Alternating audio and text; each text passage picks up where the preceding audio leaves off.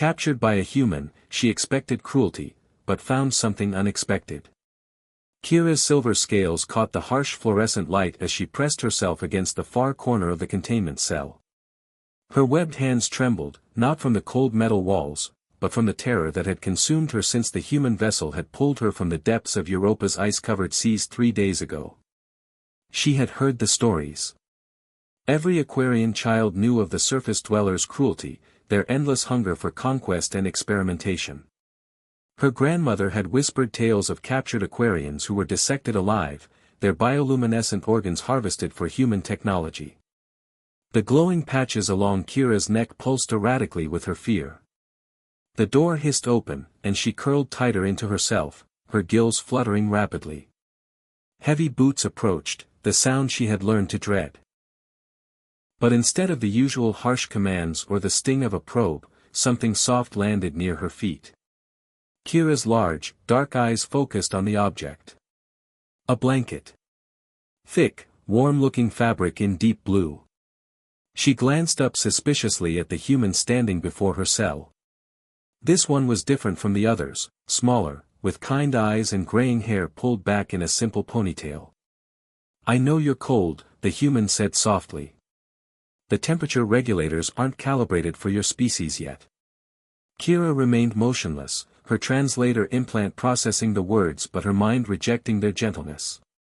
This had to be another trick, another way to lower her defenses before the real torture began. The human, Dr. Morgan Ellis, according to her identification badge, pulled up a chair and sat down, maintaining a respectful distance from the energy barrier. "My name is Morgan. I've been studying your language patterns from the recordings. I think there's been a terrible misunderstanding." Over the following days, Morgan returned regularly. She brought books about Earth's oceans, showing Kira images of whales and dolphins, creatures that lived in harmony with humans. She shared stories of conservation efforts, of humans working tirelessly to protect marine life. "Not all of us are the same," Morgan explained during one visit, her voice heavy with regret. "The military faction that captured you, they act out of fear. But there are many of us who believe differently." Kira found herself listening despite her caution. The human's biorhythms, something her species could naturally detect, showed no deception. No malice. Only genuine remorse and curiosity. "Why do you come here?" Kira finally spoke, her voice a melodic trill that the translator converted to human speech. Morgan's eyes lit up at the first direct communication. "Because I believe you have a family somewhere in those depths. Just like I do here on the surface. And families should be together." The revelation hit Kira like a thermal vent explosion. This human understood loss, separation, love.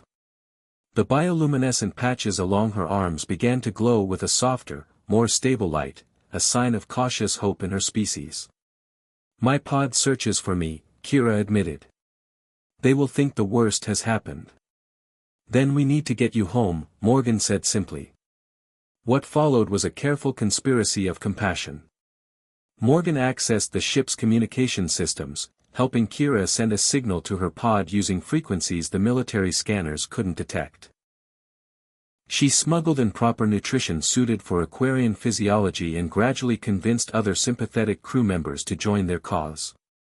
The night of Kira's escape, as Morgan deactivated the containment field, the Aquarian reached out with a webbed hand and gently touched the human's arm. "Your kind and my kind," Kira said, her voice filled with newfound understanding, "perhaps we are not so different." Morgan smiled, tears in her eyes. "Perhaps the universe is vast enough for both our dreams." As Kira slipped into the airlock that would return her to Europa's ocean, she carried with her not the expected scars of human cruelty, but something far more powerful, proof that compassion could bridge even the deepest cosmic divides.